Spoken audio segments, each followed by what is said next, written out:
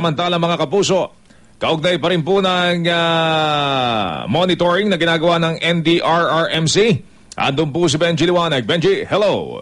Magpapatuloy pa rin, Joel, Mike, ang isasagawang monitoring ng National Disaster Risk Reduction and Management Council sa mga lugar na naapektuhan ng bagyong Dindo sa bansa. Ayon kay NDRRMC Executive Director Benito Ramos, nakatutok pa rin ang lahat ng kanilang mga opisyal mula sa Office of the Civil Defense o OCD sa Regions 1, 2, 3, Cordillera Administrative Region.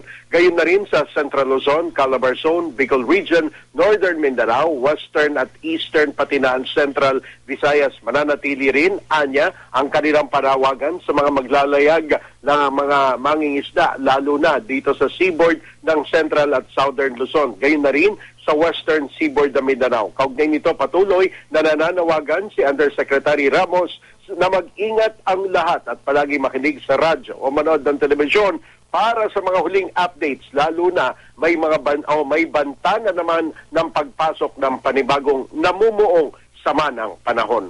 Ang inyong kapuso, Benji Liwanag, GMA, nagulat para Super Balita sa umaga nationwide.